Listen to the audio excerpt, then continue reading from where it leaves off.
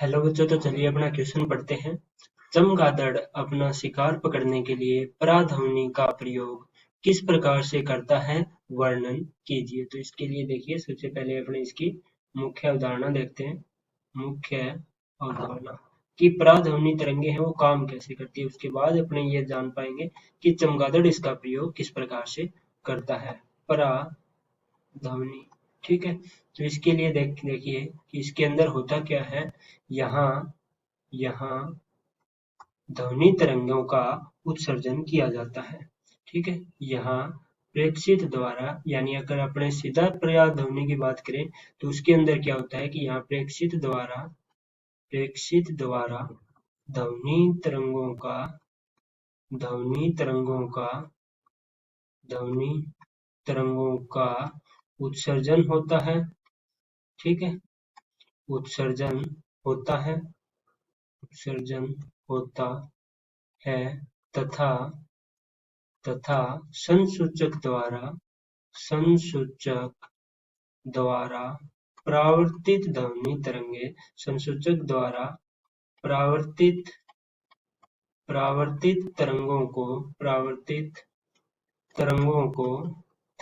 को संसूचित संसूचित संसूचित कर लिया जाता है कर लिया जाता है कर लिया जाता है, ठीक है। तो इस प्रकार परागध्वनि है वो काम करती है कि इसमें क्या होता है कि ध्वनि तरंगे हैं वो प्रेक्षित की जाएगी, ठीक है। ध्वनि तरंगे हैं वो उत्सर्जित की जाएगी, फिर किसी संसूचक द्वारा जो भी परावर्तित तरंगे होगी उनका क्या है, संसूचन कर लिया जाता है। अब अपने चमगादड़ है वो इसका प्रयोग है वो किस प्रकार से करता है, ये अपने को पूछा है। तो यहाँ पे देखिए अपने कहेंगे कि जो चमगादड़ होता है, पहला अपने पास क्या होगा कि चमगादड़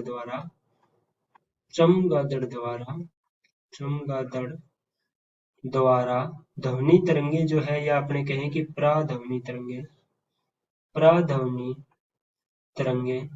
पराध्वनि तरंगे उत्सर्जित की जाती है, ठीक है। उत्सर्जित की जाती है, ये चमगादड़ के अंदर गुण होता है, ठीक है। तरंगे उत्सर्जित की जाती है, ठीक है। और इसके बाद क्या होगा, जैसे ही यहाँ पे आप देखिए सेकंड पॉइंट कि इन तरंगों के सामने जब इन तरंगों के सामने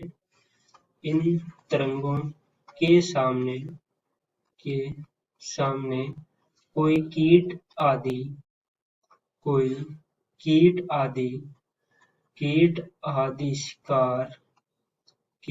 आदि शिकार आता है तो तरंगे परावर्तित होकर परावर्तित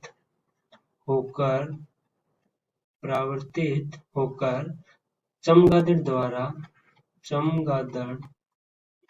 द्वारा संसूचित कर ली जाती है,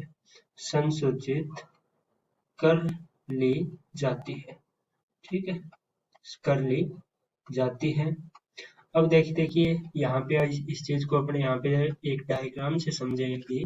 यहाँ पे देखिए, मान लें कि ये कोई चमगादड़ है, ठीक है। ये क्या क्या करेगा, ध्वनि तरंगों को इस प्रकार से उत्सर्जित करेगा, और यहाँ पे यदि कोई छोटा कीट आ गया तो यहाँ से तरंगे क्या होगी, वापस परावर्तित होगी और चमगादड़ द्वारा प्रेक्षित कर ली जाएगी, ठीक है। और प्रेक्षित करके वो ये पता लगा लेगा कि ये क्या है, कि कोई भी कीट है या आदि है, वो उसमें संसूचन का गुण पाया जाता है। तो यहाँ से देखिए इसकी दूरी भी पता लगा सकते हैं कि ये अपने पास यदि x है, ठीक है, तो ये भी अपने पास क्या होगी, x होगी, तो कुल दूरी है वो कितनी हो गई, 2x हो गई, ठीक है। तो इस प्रकार अपने यहाँ पे देखिए संसूचन द्वारा क्या क्या पता लगाया जा सकता है। संसूचन से चमगादड़ और कितनी तरंगे हैं वो उत्सर्जित हो रही है, उससे उसके आकार का भी पता लगाया जा सकता है। तो संसूचन से चमगादड़ उस कीट का आकार व दूरी आकार व दूरी का संसूचन कर लेता है। ठीक है, संसूचन कर लेता है कर लेता